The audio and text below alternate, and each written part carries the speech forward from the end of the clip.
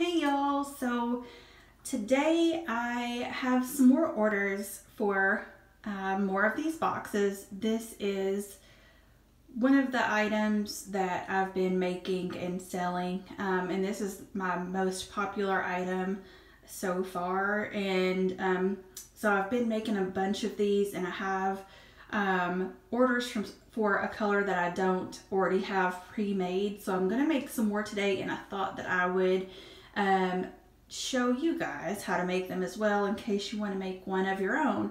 And it's just a little box that goes on the back of your toilet seat, and to hold an extra toilet paper roll and some greenery or decor or whatever you want to do. So I'm going to show you guys how to make those. So let's head to the garage and get started.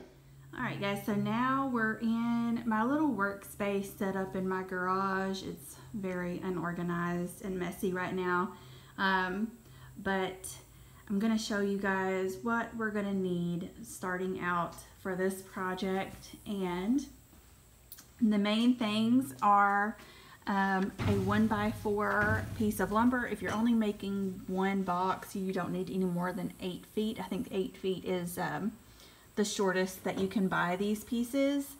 And then also a 1x6 board. Now a little tip on these 1x4s. So if you look on the bottom shelf, usually I always find them on the bottom shelf of either Home Depot or Lowe's. You'll find these ones that are kind of rough cut. You can see like this one kind of has a little chip out of it there. It also has a little place down here on the bottom of it. And the corners or the edges are kind of rounded off. They're not sharp like the other boards. And I actually prefer these, one, because I like the look of the rounded edges for, because this is going to be the wall of the box, and so I just prefer that rounded edge. And also for the imperfections in the wood, like this stuff here, you don't have to worry too much about that. I'm gonna be sanding that to kind of smooth it out a little bit better, but the boxes that we make are kind of like farmhouse rustic style, so the imperfections in the wood, as long as it's not too beaten up or have like a big split or crack in it, don't worry about it too much, because it just adds to our rustic distressed appearance. So a 1x4, a 1x6, you're going to need a palm sander, a skill saw, a brad nailer, and if you use a brad nailer, you'll need like the air compressor tank to go with it. Also your paint of choice. I'm going to be using white today, and your paint brushes. And also you'll notice, like the one that I showed you guys earlier, it had the Hello Sweet Cheeks on the front of it, and so you will need some kind of a decal like that if you choose to put a saying on it. So the first step that we're going to do is we have to prep our wood. So we're going to take our wood, and we're going to start with the 1x4, and we're just going to go ahead and prep this whole board by just giving it a really quick once over with our palm sander. Now the grit that I use is a 220 grit, so it's kind of a fine grit. It's not real abrasive. It's just going to kind of take care of the little rough stuff and give it kind of a smooth finish. And if you're working with like really damaged wood that needs a lot of sanding, you can use a heavier grit, and it'll just kind of help with that, and then you can go back over it with a finer grit. But what I'm working with is not too bad, so I'm just going to go ahead and just take the 220 grit and run over it really quick. So let me get this set up, and I'll show you part of me sanding. Alright, so now we're sanding the wood. I've already got about half of this board sanded, and I'm down to like kind of a rough patchy area on here. So I just wanted to show you guys, see if we can get a close-up of this. So there's that little notch that I was kind of telling you about. And then here is a spot where it was like a knot in the wood that came out. So what I'll probably do with that is just try to cut around that. So, because I'm going to have to be cutting this into several pieces. And so I'll probably try to just cut that notch out. This right here is no big deal. We're going to sand over that and kind of smooth it out. And I'm just sanding over it really quick, you know, just to get the rough stuff off. Now I may take a little bit more care in these areas that are a little bit more rough. And then this down here, I don't know, I may end up just cutting that off and just not using that part. We'll just see. But so we're just gonna sand it, and I'm gonna show you guys how this little damaged piece right here in the wood will just end up looking, you know, smooth and not a big deal at all. And another thing that you may want to use is a mask whenever you're sanding, because it, you know, you get a lot of that sanding dust and stuff that you're breathing in. I found that out the hard way, so I always use a little mask, a thin little mask now. So, all right, let me put the camera back and let's sand over that little patch right there.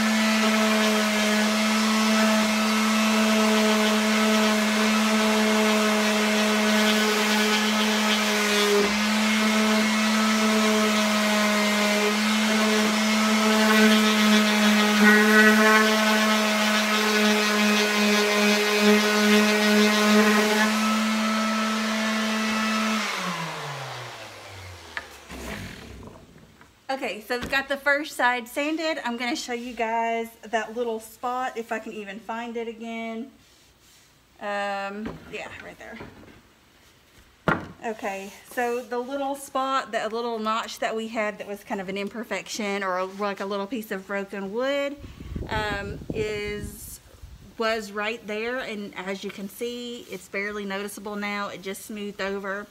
And then everything else, like there was kind of a rough patch here. I just took a little bit of extra care there to get that smooth. And like I said, you still, you know, we're going for a rustic look, so it's perfectly okay to have, for it not to be perfect. And down here, I just kind of took the sander to this area here just to kind of smooth it out. And I'll probably end up using this part, but cutting it off about there, because that's usually about what I have left over anyway. So that's it for the sanding part. I'm going to flip this over and finish sanding the other side. And once I get this done and ready to move on to the next step, I'll be back. So now I've got my wood all sanded, and what we're gonna do is we're gonna cut the parts to our box. So essentially the box has 4 sides and a bottom, and I'm gonna give you guys the measurements for each. Now, because I make so many of these, I have pre-cut templates that I use just so that I can hold it up to there, mark it, and cut it, and I don't have to like use a tape measure and measure each time.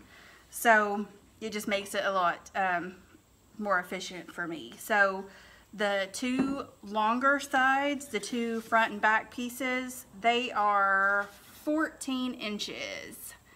So, and then the 2 side pieces, they are 5 7/16 inches. And then the bottom piece is, let's see, 12 5/8, and then I put a plus sign there because it's just, it's like 12 5/8, but if you go over a little bit, it's okay. So 12 5/8 is pretty good. I think it's just like a hair over that 5/8 mark. But so now I'm going to mark these and we're going to cut them. So let me get my pencil. So with my template, I'm just going to make sure my end is flush. And then I'm going to mark it. And then I'm going to cut it with my saw. So, get you guys situated here, get my board situated, and get my saw plugged in and ready to go. Okay. And then I'm just going to cut along that line.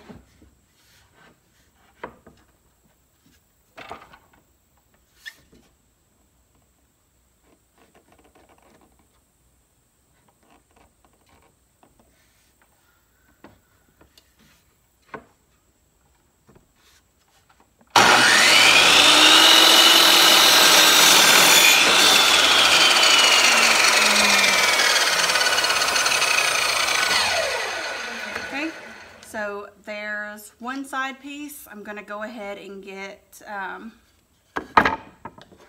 we'll do one side piece, or one of the little end pieces. We'll get one of those done too. Make sure it's flush. And then if you don't make a template, you'll just use your tape measure and measure out the measurements.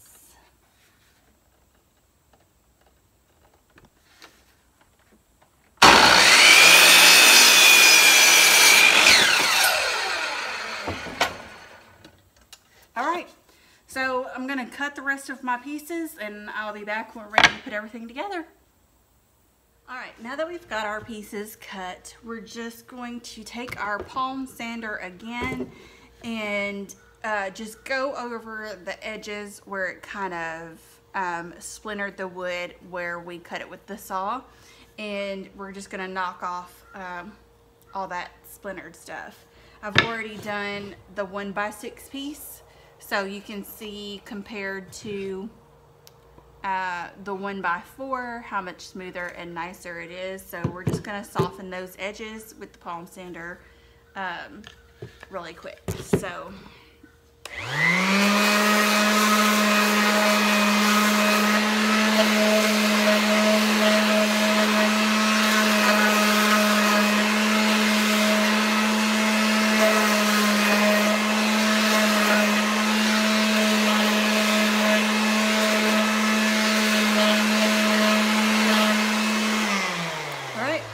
it's literally just as simple and quick as that. So I'm going to finish up the rest of these pieces and we're getting ready. When we get ready to put them together, I'll be right back. Alright, now that our pieces are sanded,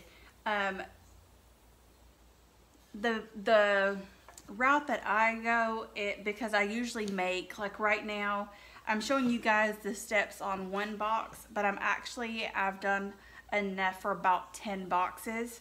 So because I make so many at one time and I get orders for different colors, I like to make up the box first, and then I'll just keep a supply of like raw wood boxes, and then as I get orders for like either a white one or a black one or a blue one or whatever, I'll just pull the raw box and paint it and, you know, do the rest of it once I get the order.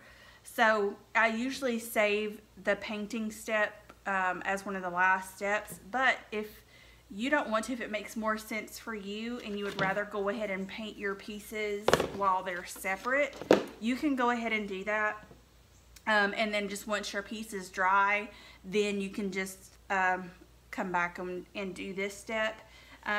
But for me, I like to just do the painting as one of the last steps and do a raw box. So what we're going to do is we're going to go ahead and set the bottom, our 1x6, on a flat surface like a table or something, and go ahead and set up one side. Let me do it this way so you can see. And you'll see a little gap here. That's where we're going to put the side piece.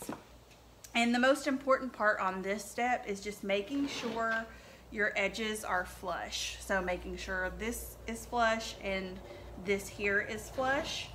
So right now we're just going to leave the bottom part in there loose, and we're just kind of using it as a template for putting these pieces together. So once you get it, your pieces flush, then you need to take your brad nailer and just pop a nail in there. So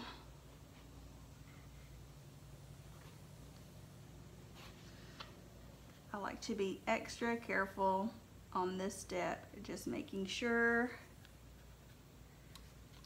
it looks good. All right, and so now we're just gonna pop a nail in there. All right, and then one on the top on this side right here, and then we're gonna put another one, just pop another one right here on the bottom. And okay, so now the side piece and one of the end pieces are together, and we're going to again just push it up against the bottom piece. We're leaving it separate. We're going to go ahead and put the other end piece on.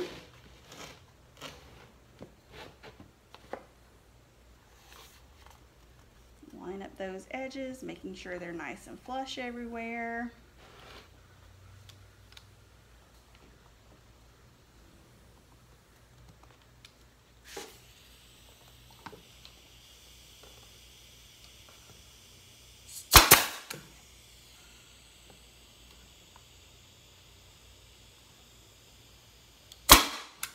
Okay, now that we've got that done, we are going to now put on the other side piece and do the same thing. The bottom part is still that's going to be our final piece to install or to nail. So go ahead and adjust this piece.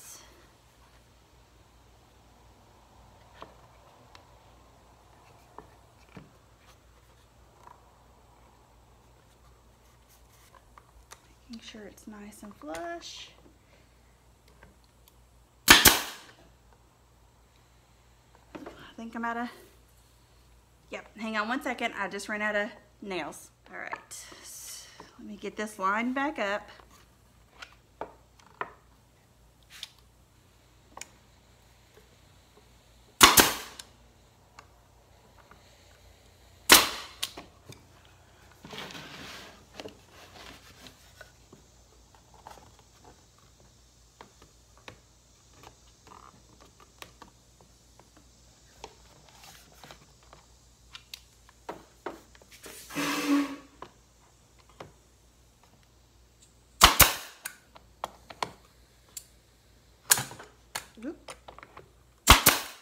Okay, now that all of our pieces are together and we have a box, we're going to secure the bottom.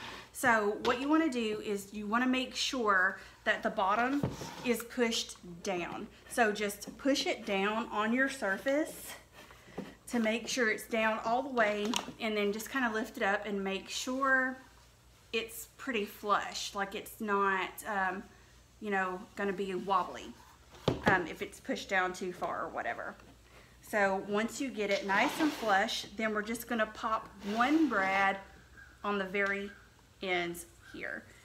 You can do 2 brads there. Actually, I think that's what we'll do just to keep it from, you know, teetering. So we're going to pop one here, and then same on the other side.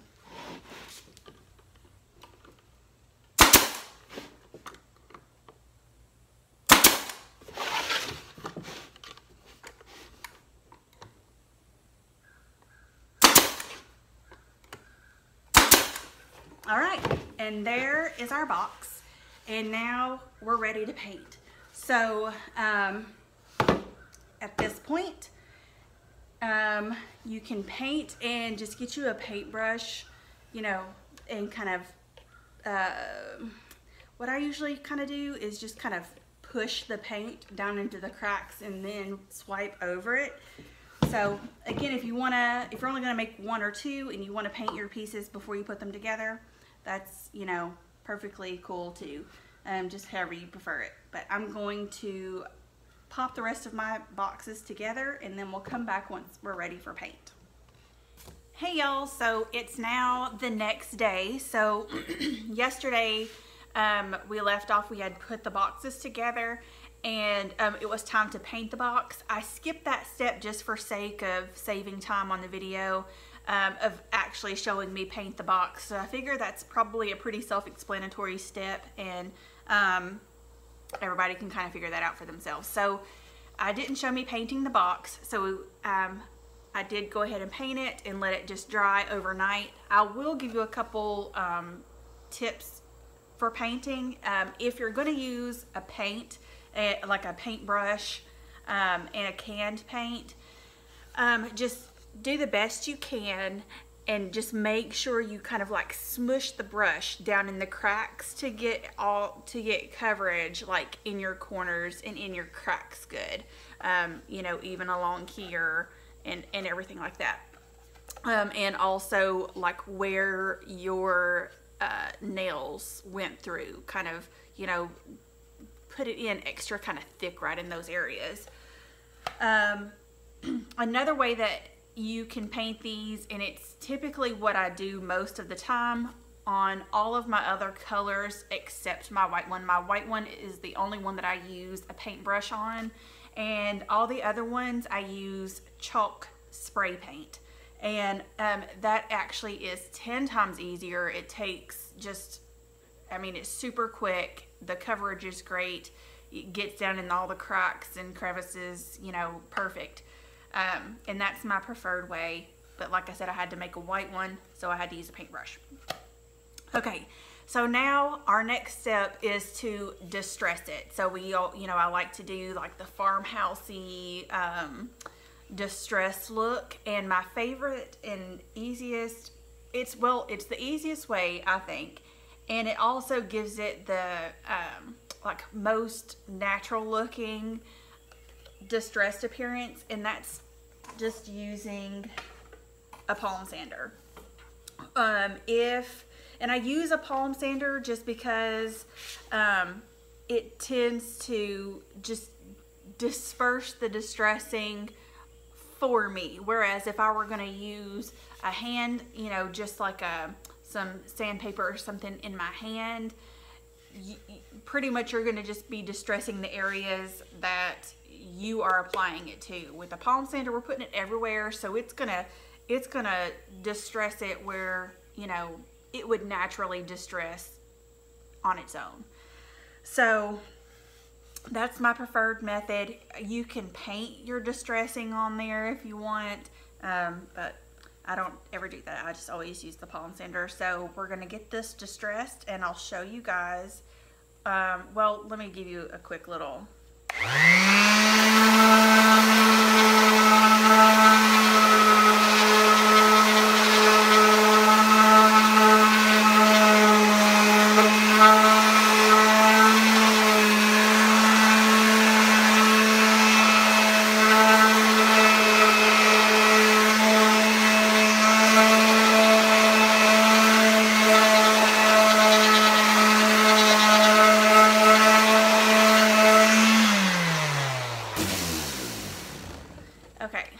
So now you can see how it kind of just naturally distressed. It kind of pulled out the wood grain in some of the areas, and it just kind of gave it that naturally distressed look. I'm not sure if it's picking up really well on the camera, but and then I always kind of go just a little bit heavier on the corners, like on the top and on the corners here. And then I also try to highlight any of the like knots or imperfections in the wood, because it just gives it just a better, you know, farmhousey distress look. So I'm gonna just keep doing that all the way around the box. I don't do the inside. I just kind of hit that with a little bit of sandpaper just to get just to smooth it out. But I don't distress or anything on the inside, because you're not gonna see that anyways. So I'm gonna get this finished up, and then I'll be back with the next step. All right, y'all, so I finished distressing the box, and now we're upstairs in my craft room, and we're gonna get ready to put the decal on the box. So you can see, let me get you guys up a little bit closer. You can see I just kind of went a little bit heavy to highlight that knot in the wood, and then some of the imperfections and around the bottom and the sides as well. There's another little knot area in the wood, and there's one down there as well, and then on the side. And then what I do is I look at both sides. If I'm not going to double side it, because sometimes I will do the decals on both sides. I'll put like Nice Butt on one side and Hello Sweet Cheeks on the other side. But if it's for an order and they're just getting one saying, I'll just choose which side looks the best. And I'm liking this side better. I just really like that knot there. And I just think this side looks the best. So it's going to be the side that I put the decal on. And so you just want to make sure before you put your decal on that you wipe off any of the residue from the sanding. Make sure there's no dust or paint particles left on there, and that you're working with a really smooth, clean surface. So I'm just going to set this in my laptop right here and get it ready for placing the decal. This is my decal. I use Oracle 651 permanent adhesive vinyl. So it is a permanent adhesive. It's not going to just peel up on its own. It will come up if you force it up, but it's not going to peel off on its own. And it adheres really well to the painted surfaces and on wood. So this is what I use. And I just cut this out. Actually just made this with my Cricut. This is the Felix font. Hello and Cheeks is the Felix font on Cricut Design Space. And then this Sweet was one that I found on Cricut Design Space. So I didn't choose this font. I just typed in the word Sweet in the images box, and it brought this up. And I just put them together. So I'm going to get my transfer tape and get the decal on my transfer tape and get it ready to stick onto the box. So I'm going to get this ready. It's kind of hard for you guys to see me. All right, we'll put it right there so you can see. And pull the backing off of my transfer tape. Let me flip this around to the other side for now. I really need to get my area organized. Okay. And then I have the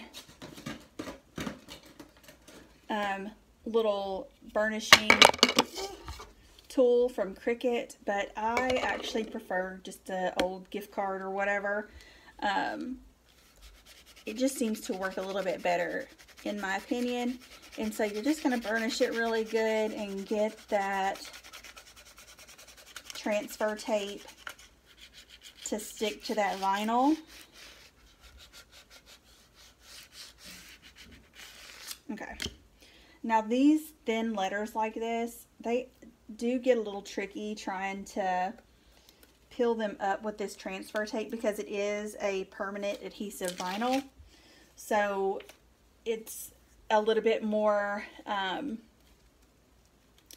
adherent to the backing of the vinyl. So it does get a little tricky trying to get it off of the backing.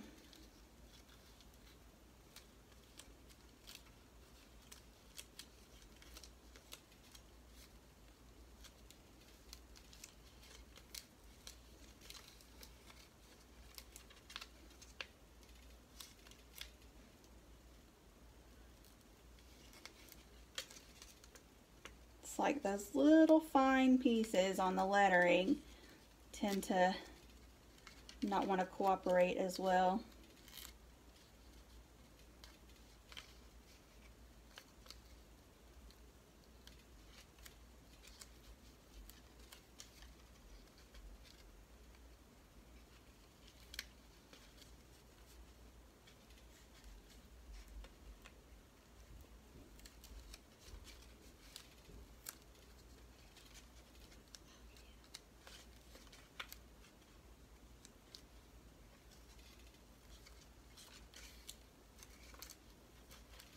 Okay, so now our phrase is stuck to our transfer tape, and now I'm just going to take the transfer tape and line it up. Take it and line it up where I want to place it on the box. Oh, wrong side. I'm going to set that right there.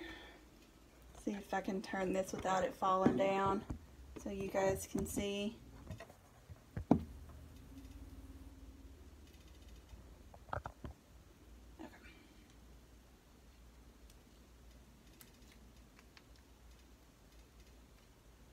think it's moving. Not sure if that's okay. Alright, and so I just kind of eyeball it, and I like to put it kind of in the center and just making sure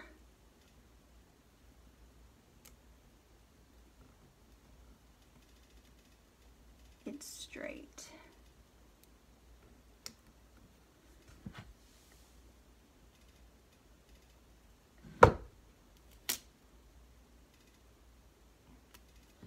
And you can, if you just stick the, like when you're trying to gauge if you're working with a straight line or whatever, if you just stick the corner of the tape to the box,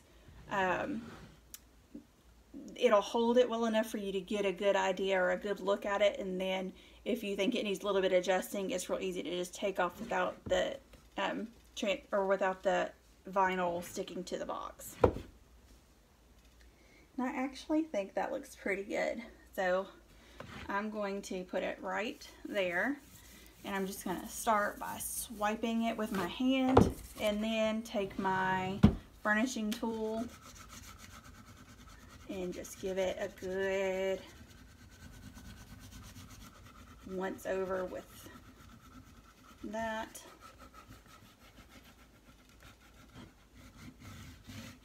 And then I'm going to pull that transfer tape off, and it'll leave our phrase behind. And just pull it off really slow because you don't want to rip or pull off the vinyl. Alright, and there it is. So this is our finished box, our Hello Sweet Cheeks, just kind of rustic farmhouse inspired distressed box, and just put it on the back of your toilet seat. Put you some little greenery or a little glass jar with some Q-tips or something in it, an extra roll of toilet paper, some air freshener, whatever you need, however you want to fancy it up and decorate the inside of it. And then I'm just going to give this a good wipe down, just to wipe off my fingerprints from where you know, I got fingerprints on it, and then it's done. So I hope you guys enjoyed this tutorial. I hope you make it and you like it, and I hope the instructions are, you know, easy enough for you to follow. And if you have any questions, just ask me in the comments. Talk to you later. Bye. I don't know why I said that. That was weird. See you later, guys. Bye.